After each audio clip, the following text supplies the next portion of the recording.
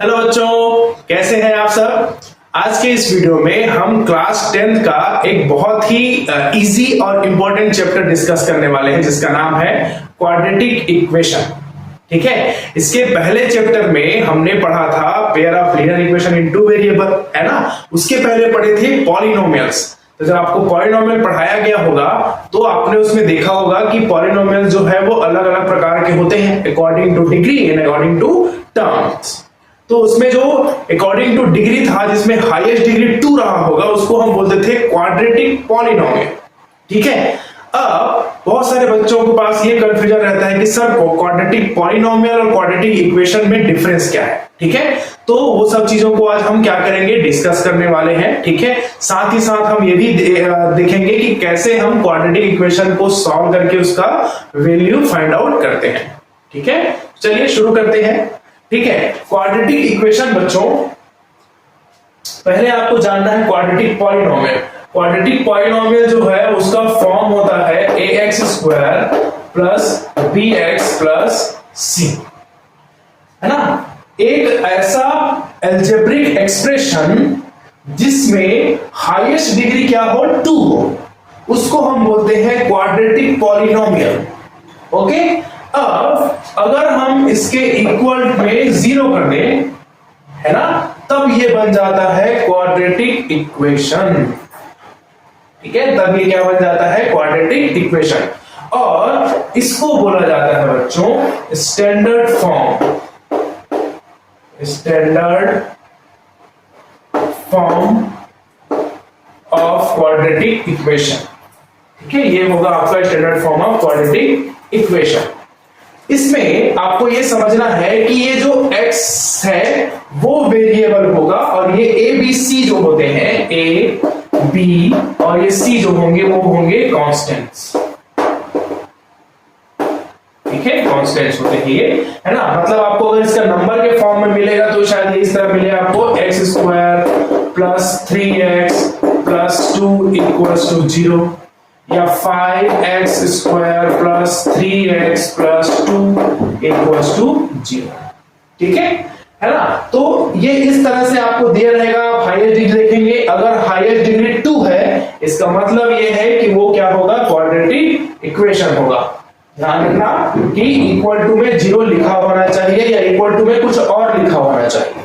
ठीक है, अगर ये इक्वल का साइन नहीं लगा हुआ है, बस इतना ही लिखा हुआ है, तो ये क्वाड्रेटिक पॉलिनोमियल होगा बच्चों।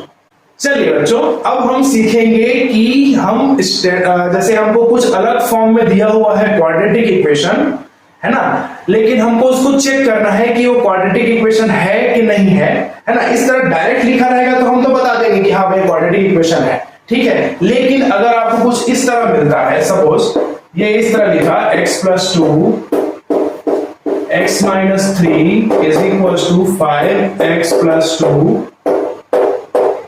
x minus 3। ठीक है, आपको ये बोला कि चेक कीजिए कि ये जो है वो क्वाड्रेटिक इक्वेशन है कि नहीं है। ठीक है, अब हम इसको क्या करेंगे, सॉल्व करेंगे। ठीक है, कैसे, देखो इसका मल्टीप्लाई, देखो जब भी आपको इस तरह से यहाँ 2 टर्म्स है, यहाँ पे 2 टर्म्स है, उनका मल्टीप्लाई करेंगे तो कितना टर्म्स आना चाहिए, टोटल 4। तो इस x का मल्टीप्लाई x के साथ करेंगे तो होगा x स्क्वायर, फिर इस x का मल्टीप्लाई -3 के साथ करेंगे तो -3x, फिर +2 का x के साथ करेंगे तो 2x, और ये प्लस माइनस हो जाएगा, -3 टू द कितना हो जाएगा, 6। ठीक है, अब इधर को सॉल्व करेंगे बच्चों तो ये हो जाएगा 5x square minus 15x plus 2x minus 6। ठीक है, अब देखिए यहां पर देखो ये प्लस 2x है, यहां पर भी प्लस 2x है, तो इक्वल के इस साइड और इस साइड अगर कोई दो नंबर या टर्म जो है वो सेम है, प्लस 2x है, यहां पे प्लस 2x है, तो ये जो है वो सीधा सीधा इसको काट दीजिएगा। वैसे ही -6 को -6 के साथ कैरी करके देखिए, ये भी सेम दिख रहा है, ये भी आप इसको काट देंगे, कोई दिक्कत नहीं। ठीक है, अब जो बाकी बचे हुए हैं उसको हम क्या करते हैं, एक साइड ले आते हैं, तो ये हो जाएगा -5x स्क्वायर माइनस, देखो ये माइनस था, सॉरी प्लस हो जाएगा 15x।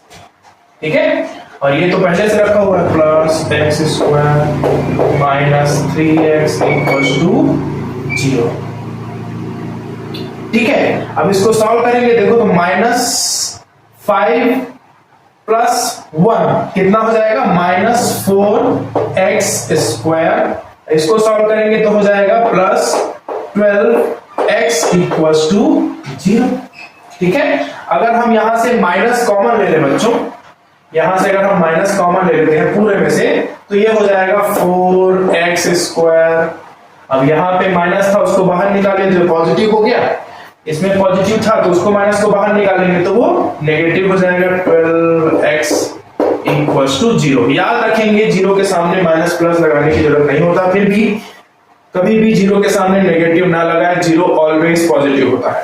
ठीक है, तो ये आया हमारे पास इतना, ये 0 को यहाँ माइनस को यहाँ ले आएंगे तो ये हो जाएगा आपका 4x square minus 12x equals to 0। यहां तक पहुंचने के बाद आपको टैली करना है स्टैंडर्ड फॉर्म के साथ। स्टैंडर्ड फॉर्म बोलता है ax square plus bx plus c equals to 0। ठीक है, तो देखो ये वाला टर्म जो है वो सेम दिख रहा है, ये टर्म भी सेम दिख रहा है, c कुछ नहीं है, तो यहां पर अगर मैं +0 कर दूंगा तब भी ये c के बराबर आ जाएगा और इक्वल टू 0 है। मतलब ये हुआ कि ये जो दिया हुआ है कौन सा, ये एक्सप्रेशन वो हमारा क्या होगा, क्वाड्रेटिक इक्वेशन होगा।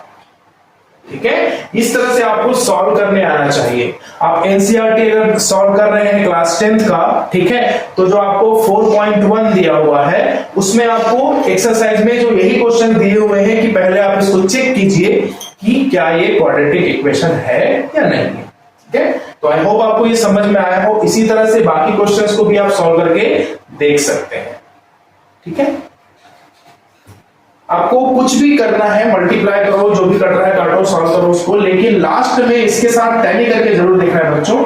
अगर ये इनके जैसा आया मतलब समझ लेना कि वो क्वाड्रेटिक इक्वेशन है, नहीं आया तो नहीं है ना। किसी क्वेश्चन में सॉल्व करते रहोगे तो आपको ये एक्स स्क्वायर वाला टर्म नहीं मिलेगा, तो अगर एक्स स्क्वायर वाला टर्म ही नहीं मिला तो वो फिर क्वाड्रेटिक इक्वेशन कैसे कहलाएगा। किसी में यहां पर एक्स क्यूब आएगा, तो क्यूब आ गया मतलब हाईएस्ट डिग्री कितना हो गया, 3। हाईएस्ट डिग्री 3 होने पर भी क्या हो जाएगा, ये सॉल्व नहीं होगा। ठीक है, आपके एक्सरसाइज में एक दो क्वेश्चन ऐसे दिए हुए हैं जो वर्ड प्रॉब्लम है और उसको बोला है कि किस फॉर्म में कन्वर्ट करने बोला है आपको, क्वाड्रेटिक इक्वेशन के फॉर्म में। ठीक है, तो चलिए उसको करके देखते हैं।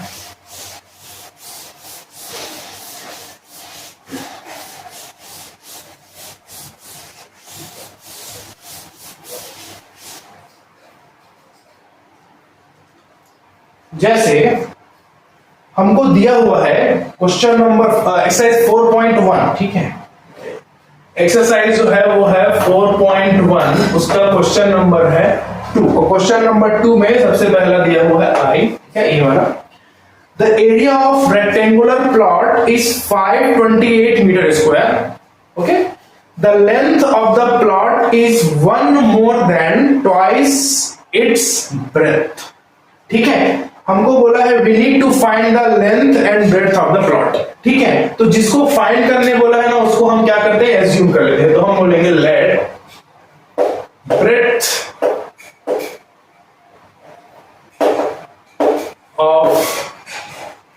Of plot is equals to, मान लेते हैं b। ठीक है, तो देयरफॉर लेंथ हो जाएगा बच्चों, लेंथ को मान लेते हैं L, ये हो जाएगा, बोला है the length of the plot is 1 more than twice of its breadth. तो ट्वाइस ऑफ इट्स ब्रेड्थ हो गया 2b और इससे एक ज्यादा 2b ऐसे हो जाएगा, है ना। मीटर में दिया हुआ है तो इसको b मीटर मान लेते हैं, b मीटर मान लेते हैं। अब एरिया ऑफ रेक्टेंगुलर प्लॉट दिया हुआ है, यहां पर लिखेंगे एरिया ऑफ रेक्टेंगुलर प्लॉट। ठीक है, तो ये होगा कितना दिया है, 528 मीटर स्क्वायर। ठीक है, ये हमको गिवन है ना। ठीक है, अब ठीक है, अब हमको पता है कि एरिया ऑफ रेक्टेंगल क्या होता है, लेंथ इनटू ब्रेड्थ। ठीक है, तो ये हो जाएगा 528 के बराबर। लेंथ की जगह हम लिखेंगे 2b + 1 और b की जगह लिखेंगे b that is equal to into रहेगा 5 to 8। ठीक है, सॉल्व करेंगे, मल्टीप्लाई करेंगे तो 2b square plus b is equal to 528। अब इसको ट्रांसफर कर देते हैं, 2b square plus b minus 528 is equal to 0। अब इसको आप टैली करेंगे बच्चों, तो ये जो है आपको इस फॉर्म में दिख रहा है x square plus B x plus C equal to 0 के फॉर्म में। ठीक है, इसका मतलब ये हुआ जो इंफॉर्मेशन हमको दिया था उसके बेसिस पे हमने एक क्वाड्रेटिक इक्वेशन फॉर्म कर लिया। अभी हम सीखे नहीं है कि कैसे सॉल्व करना, अभी हम सिर्फ ये सीख रहे हैं कि जो क्वेश्चन दिया हुआ है, जो आपको इंफॉर्मेशन दिया हुआ है उसके बेसिस पे क्वाड्रेटिक इक्वेशन कैसे बनाना है। ठीक है, तो आप इसको नोट कर सकते हैं।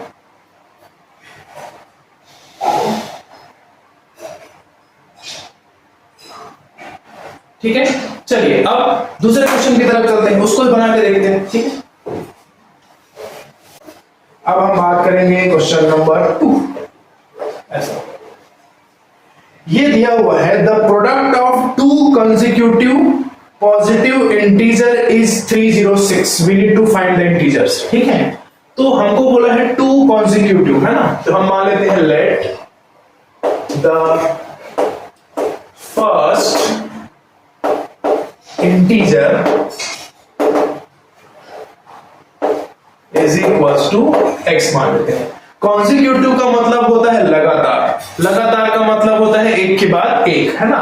तो अगर मेरा पहला इंटीजर जो है वो x है, तो देयरफॉर सेकंड इंटीजर कितना हो जाएगा, इज इक्वल टू कितना हो जाएगा बच्चों, ये हो जाएगा x + 1। पॉजिटिव इंटीजर बोले हमने, इसको पॉजिटिव लिया है तो उसके बाद आने वाला सब के सब क्या हो जाएंगे, पॉजिटिव। अब अकॉर्डिंग टू क्वेश्चन ATQ लिखेंगे। इसमें बोला हुआ है कि the product of 2 consecutive integer, तो प्रोडक्ट, तो इसका इनटू प्रोडक्ट बोला है मतलब मल्टीप्लाई प्लस 1 करेंगे और ये किसके बराबर है, 306 के बराबर। ठीक है, मल्टीप्लाई करेंगे तो ये हो जाएगा x square x into x, x square x into 1 x is equal to 306। तो ये हो जाएगा x स्क्वायर प्लस x, यहां लेंगे तो minus 306 that is equal to 0। अब आप इसको भी टैली करके देख लीजिए, x स्क्वायर प्लस bx है, ax square plus bx plus c equal to 0, है ना। तो ये भी क्वाड्रेटिक इक्वेशन के फॉर्म में है, बिल्कुल है। ठीक है, नोट कीजिए, बहुत आसान था ये तो।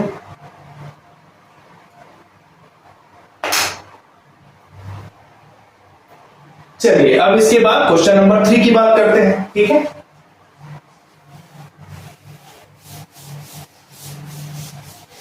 क्वेश्चन आपको आपकी बुक से मिल जाएगा। ठीक है, क्वेश्चन नंबर 3 बोल रहा है, इसको थोड़ा सा बढ़ा लेते हैं। ठीक है, क्वेश्चन नंबर 3 बोल रहा है, Rohan's mother is 26 years older than him। ठीक है, बोल रहे हैं कि रोहन की मां जो है वो रोहन से 26 साल बड़ी है। The product of their edges 3 years from now will be 360, है ना। तो आपको क्वेश्चन में बच्चों जब भी एज वाला आएगा तो विल जरूर खोजना है। विल मतलब होगा फ्यूचर की बात, और अगर हेंस, है ना, या कुछ और लिखा हुआ है अगो, तो वो पीछे की बात। ठीक है, विल को आपको खोजना है।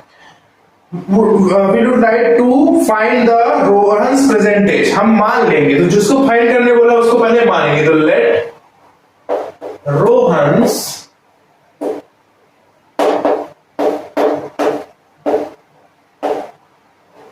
present age is equals to x मान लेते हैं। मान लेते हैं रोहन के अभी का जो एट प्रेजेंट उसका एज है वो कितना है, x है। तो so his mother's age वो कितना हो जाएगा, है ना, वो उससे 26 साल बड़ी है। तो ये बड़ी वाले जो चीज रहता है उसको हम क्या करेंगे प्लस, है ना। वो रोहन प्रेजेंट एज है x इयर्स और उसकी मम्मी का एज को मान लिए x प्लस 26 इयर्स, ठीक है। The product of their edges 3 year from now will be, मतलब आज से 3 साल बाद, तो 3 इयर्स लेटर, विल बोला है मतलब फ्यूचर की बात कर रहा है, ठीक है। 3 साल बाद रोहन एज कितना होगा, रोहन की आयु कितना हो जाएगा x प्लस 3, है ना। और हिज मदर्स एज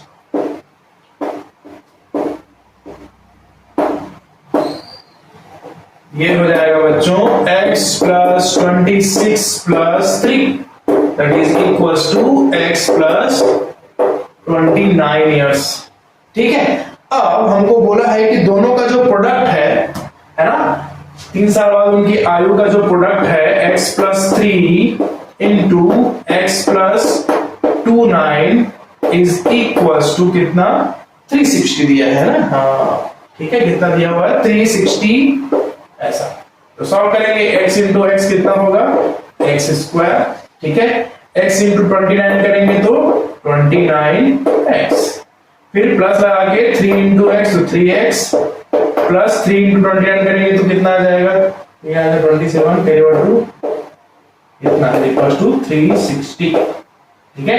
अब क्या होगा, इसको सॉल्व करेंगे तो ये हो जाएगा एक्स स्क्वायर प्लस इसको सॉल्व करेंगे तो ये हो जाएगा 32x, यहां लाएंगे इसको तो plus 87 minus 360 is equal to कितना 0। तो ये हो जाएगा एक्स स्क्वायर प्लस 32x, इसको सॉल्व करेंगे तो 10 माइनस 7 होगा तो कितना हो जाएगा 10 माइनस 7 हो जाएगा तो आपका हो जाएगा 3, 35 में से 8 गया तो 27, ठीक है। अब देखिए 87 और 360 में बड़ा है 360 तो उसके सामने माइनस, तो इसलिए यहाँ पे माइनस इज इक्वल टू क्या हो जाएगा 0। तो इस तरह से जो इनका जो क्या बोलेंगे इक्वेशन बनेगा x square plus 32x minus 273, ये जो है वो इस पर्टिकुलर क्वेश्चन का लिए क्या होगा एक्सप्रेशन, ठीक है। नोट कीजिए इसको।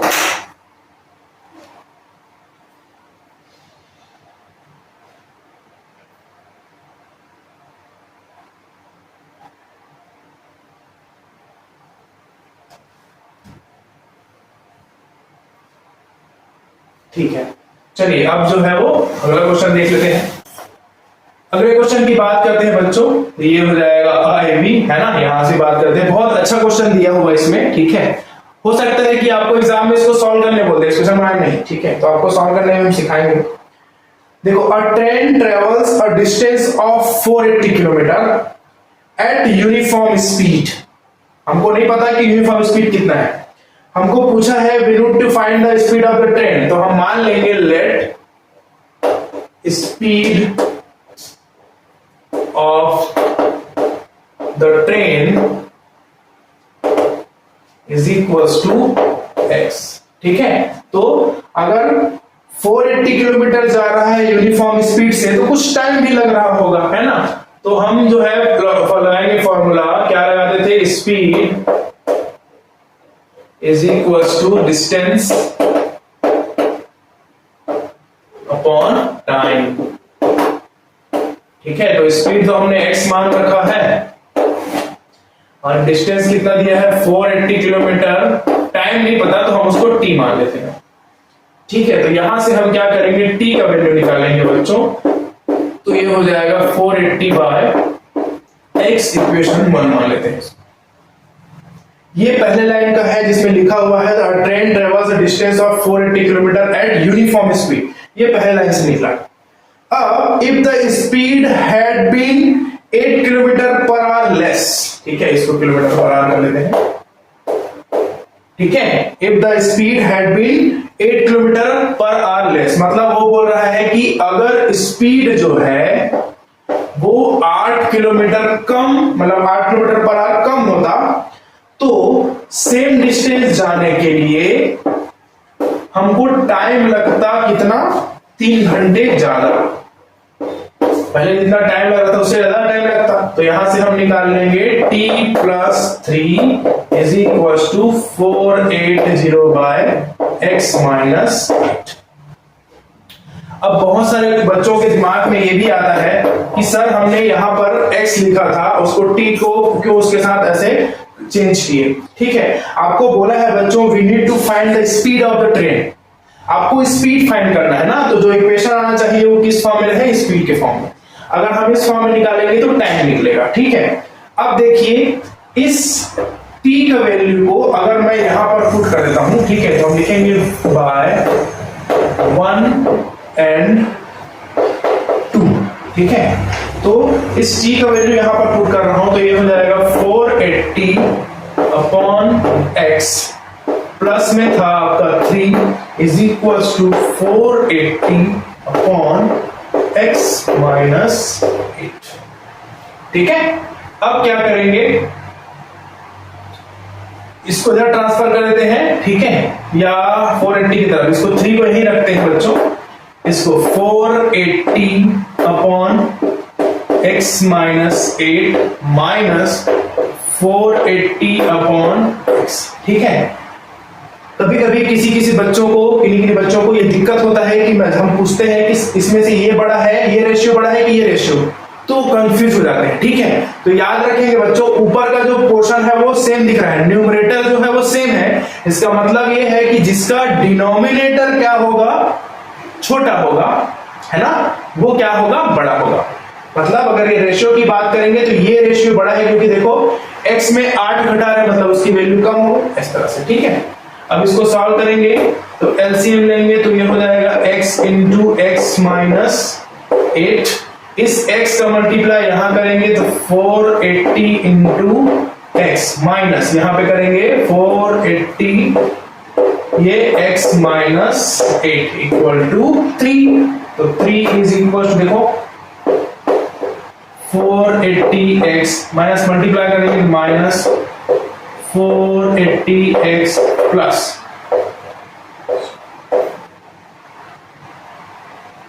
3840। ठीक है, और अपॉन में हो जाएगा x स्क्वायर माइनस 8x, इतना।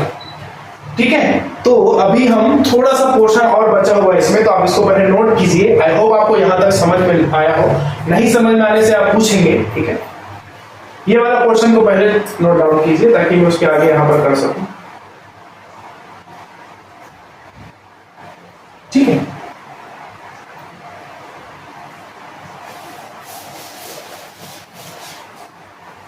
देखिए ये वाला 480x और ये 480x कट जाएगा, नहीं? ठीक है, तो यहां पर क्रॉस मल्टीप्लाई हो जाएगा, 3x square minus 24x is equal to कितना हो जाएगा 3840। ठीक है, कितना हो जाएगा 3840। इस पूरे इक्वेशन को 3 से डिवाइड कर देंगे तो ये हो जाएगा x square minus 8x is equal to 3 1 जा 3 3 2 जा 6 3 8 जा और ये 0 जा, तो हमको एक्सप्रेशन मिलेगा बच्चों x square minus 8x minus 1280 equals to 0, तो ये हमारा एक्सप्रेशन होगा। ठीक है, तो इस तरह से हमने 4.1 का जो सेकंड क्वेश्चन था उसके 4 हमको वर्ड प्रॉब्लम दिए थे, जिसमें हमको बोला था कि उसके लिए क्वाड्रेटिक इक्वेशन बनाइए। तो आपको भी ये चीज आना चाहिए, जब आप बनाएंगे उसके बाद अगर आपको समझ में नहीं आता है तो मुझे बताएंगे। ठीक है।